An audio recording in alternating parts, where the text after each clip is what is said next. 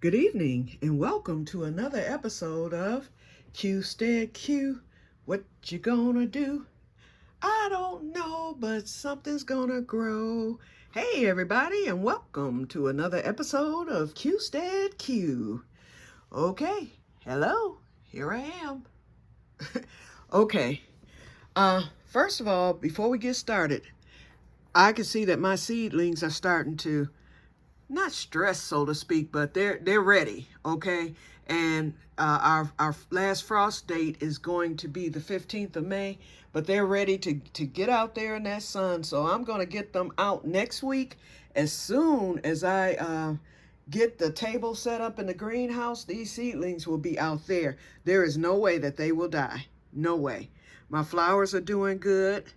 The sunflower is doing good. My red lettuce is doing good. Even the collard greens are hanging in there, and I'm starting to see new leaves coming on this one. They're teeny tiny, but they'll make it. I don't know about this one, though. I'm not sure, but I'm keeping it because with that heat, they should bounce back. So I'm getting true leaves everywhere. I've got true leaves on my cucumbers. I got true leaves on the loofah. The peppers are trying to take off and they need something bigger because I don't like how that pimento back there is looking. It's not looking the best to me. Okay, my sweet onion died and that's today's topic, crop failures. So I've had quite a few this year, quite a few crop failures. My sweet onions, they came up good and they died on me. And I've never been successful with growing sweet onion. The other crop failure, due to the squirrel, are the collards. Okay, it may not be a crop failure, but it looks as if. Okay, everything down here is doing good. My ground cherries are just going crazy, and so I need to get those out. This tomato here is going crazy. Let's see. These tomatoes are going out tomorrow. I'm not even waiting on these. I'm gonna get them out and planted tomorrow. Actually, I'm gonna get those in a crate tomorrow. Okay. Whoop, whoop, whoop. Seed alert. Seed alert. Okay. I ended up getting a Little Fingers eggplant. It's coming up now, right there. I don't know if you can see it. So I'm happy. I replanted that and the white eggplant. The white eggplant did not come up, and that came from some older seeds from the Grow Club. But the Little Finger eggplant was bought from M.I. Gartner, but I used seeds from last year. So the first set did not germinate. This one, I got one, and that's all I need. The other patty pans that I grew right here and right here, they did not come up, and those came from the Pennington seeds that I had from the Grow Club. They didn't germinate the first time, and they didn't germinate this time. In fact, there's one right there. It did nothing.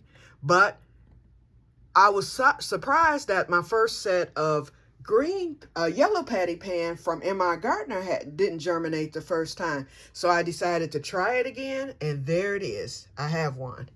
The white okra. I have one there that came up today, one here, and one here. And I planted everything on the 22nd of April. I planted one more jambalaya okra, and that's it right there. That would have been a patty pan right there. Okay. No, this is white okra. 1, 2, 3, and then that's the jambalaya.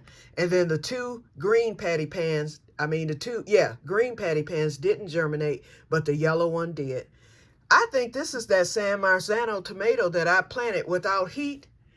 And I actually planted a white okra there, which didn't come up. And that's probably why. So we're going to keep an eye on that little seedling and see what it is.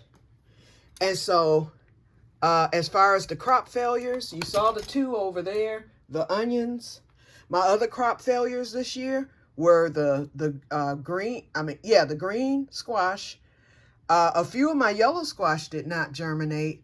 And I didn't get a germination from one of my green beans. That's why I planted more. I didn't get a germination from the Minnesota melon, but I saw a video yesterday that said that you can direct sow those now. He's in New Jersey. I think he's in zone 7A. I'm in 6B. So I might plant another Minnesota melon outside once I get to the greenhouse. And I might plant another tiger melon. But I did get the Crenshaw, and I did get the two Korean melons, and they're doing excellent.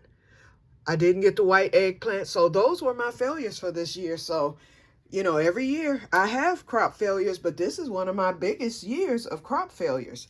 There's that lettuce, y'all. It's ready and raring to go. So I'm going to get that, the spinach, and the cauliflower.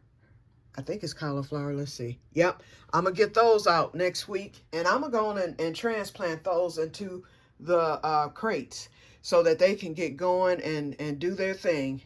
Because once everything goes into crates, they will take off. I mean, within days. So that's going to be next week's work. Okay, so that's it for your seed alert for today. Oh, let me turn off these lights. I just cut them on so that you guys can see. Okay, they'll go back on tonight at 9. So I am grilling on today. It did rain this morning, and boy, did it knock my roof in on the greenhouse. But thank God I got out there and I was able to get that. I just went in the greenhouse, pushed the roof up, and let the water go splashing down on the other side. So yeah, it needs to be tightened. It didn't do that on the opposite side. So I know that the tightness is the key for that. So I know next week when I tighten it up, to tighten it extra good. And then that extra support up at the top will help too. Okay, so what I did, since I'm out there grilling, I decided to get this room straightened up. I have that there, which will go into my closet once I finish getting it cleaned out. One of my earlier Quirky Q bags, which was actually a laundry bag when I had my basement at my last place, is long. So I emptied that out. It was full of junk. I emptied that out, threw that away. So now I've got this extra bag here. I'll probably end up using it as a laundry bag again. Now I just grab my dirty laundry and just put it right into the washer. So I might let the bag fill up and then just drag the bag to my laundry room, which is on one floor now. I found my mother's old pictures, so I'm going to call my nieces and nephews and those who are in the pictures to see if they want them. And hopefully they do, because there were none that I already have duplicates of all these pictures. My mother got the bigger ones, and I really have nowhere to put them. So I'm going to let whoever they, belong to come and get them. And if they don't, then I'll put them in a box, and I don't know what I'm going to do with them, but they're going to be put away somewhere. But they're not going to be here. They may end up in the shed, okay? Then I cleaned my 2 tables.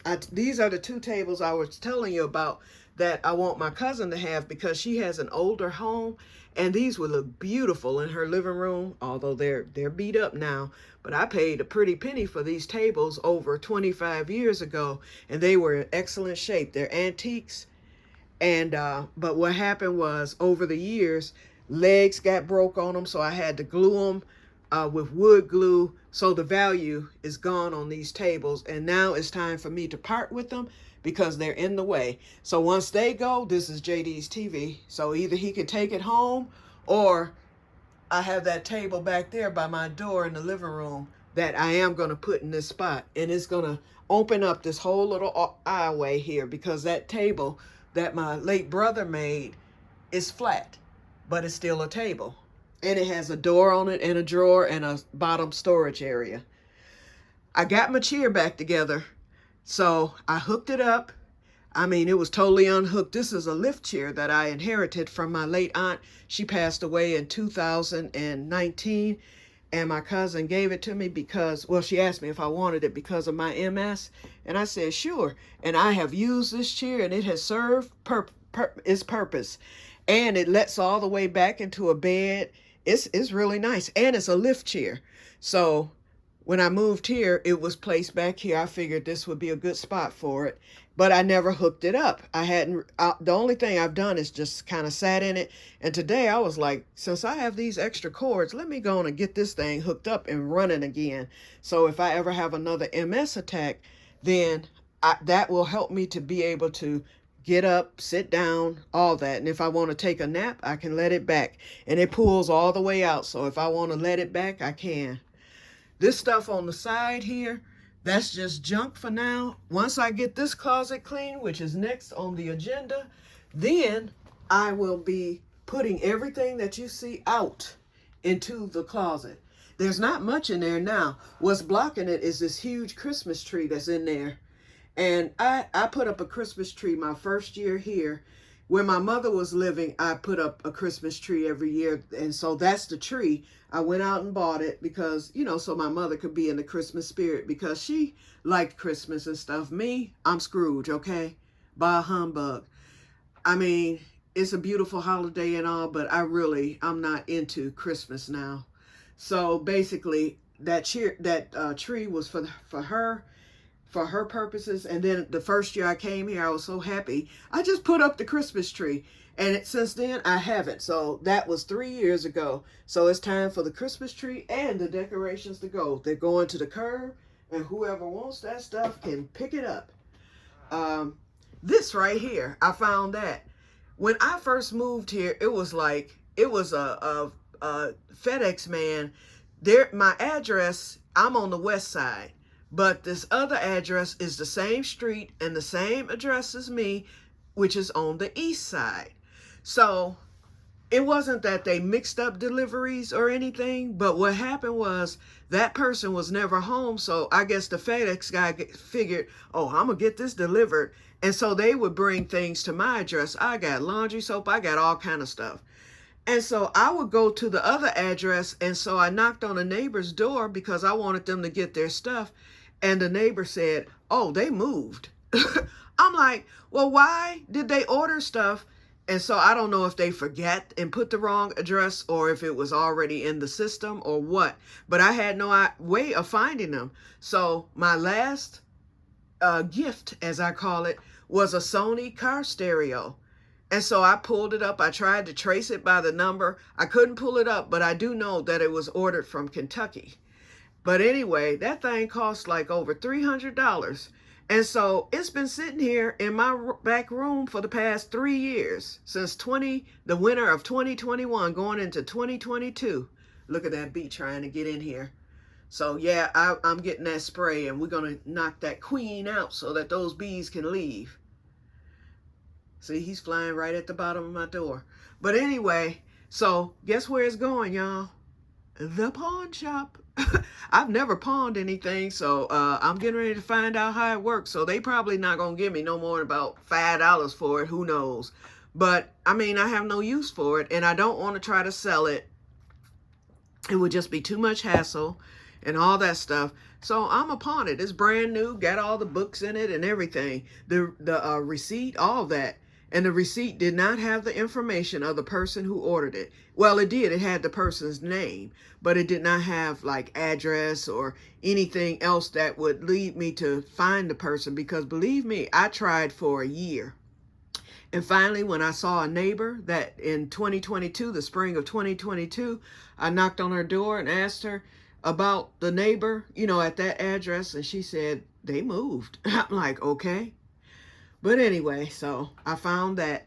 Then this is my bench here, my favorite little bench. I bought this at Value World a few years ago for like $2, and it opens up. I opened it up, and guess what it's full of? My late mother's dialysis report cards. So I think it's time to part with those. I kept every report card because she would get a monthly report as well as the other patients, and it showed their progress, if they were doing good, if there was any, you know, thing that was low or any improvements that needed to be made, that type of thing. And there was a few report cards where she got all happy faces. And so happy faces mean that you're doing real good and doing what you're supposed to do so that you can live longer and everything with getting dialysis. So I think I'm going to keep the 2 happy face, because she had 2 of them, one in 2014 and another one the year that she died, you know, because things happened suddenly with her.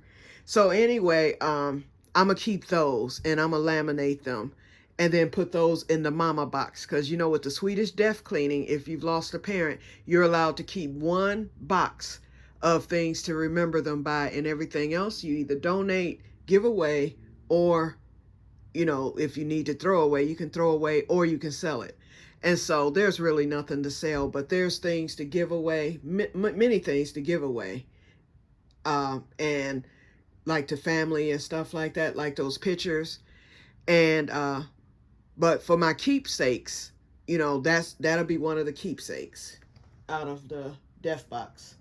Okay, so anyway, so like I said, I started working on the room. Now it looks like a room again.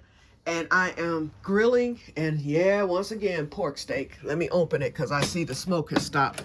They're just about done. I need to go make up my barbecue sauce. Make sure that bee isn't still by the door. Nope, he left. Okay, let's see what we got here. Let me stoke this fire. Oh yeah, that pork steak. This one needs a little more cooking, so let me try to stoke this fire. Just to get that smoke going again. I might have to throw another piece of wood. Oh, that wood is okay. I just needed to catch again. There we go. I see the fire starting to stoke. Okay, but yeah, it's pretty much done. So I'm gonna get the barbecue sauce and get ready to sauce it to tenderize the meat. And then I made a veggie pack, y'all. Here it is. And I like to do that. My sister and I both like to make veggie packs. And so what we do is we just throw vegetables in there. I cleaned out my freezer, my little freezer, on last night. And because I knew it was some veggies that I had planted that I had in there frozen. And I did not know, look at that smoke, y'all. It's hitting it now. Okay, and I did not know that where some of them were. I found a bag of peas. I found a bag of patty pan squash. That's what I was looking for, and I found them. Whole bag full. I found a bag of green beans. Shoot, I threw patty pan squash. I threw green beans in there. I threw potatoes in there, and I threw onion, garlic. I seasoned with my rosemary and thyme.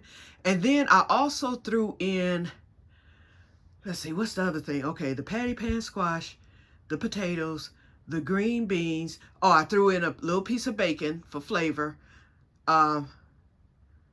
It was something else. Oh, peppers. I found a bag of my sweet peppers from last year. I had planted a whole bunch of Cuban ale. I had planted Italian ale. I had planted the sweet banana pepper. So I grabbed a handful and tossed them in there too. So that little veggie pack is going to be good. And I forgot to put in, I should have put in some of my riced cauliflower, because usually I always put riced cauliflower in, but I wasn't thinking about it because I was so excited for the patty pan squash and the peppers. So it's going to be good nevertheless. So that's what's for today. And then it's something else I'm going to make. I forgot. But anyway, we're at 18 minutes. So we're at my little limit here. My limit, mind you. So if this is too long, you know what to do. Okay, so anyway, I'm going to get off of here. And I'm going to go in here and whip up this sauce real quick. And get it on the pork steak so it can tenderize. And in about 10 minutes, I will be taking it off. Oh, and I do need to turn that one over too, so I can get that one done on the other side. But anyway, I will talk to you guys later, and may God bless you all. Bye-bye.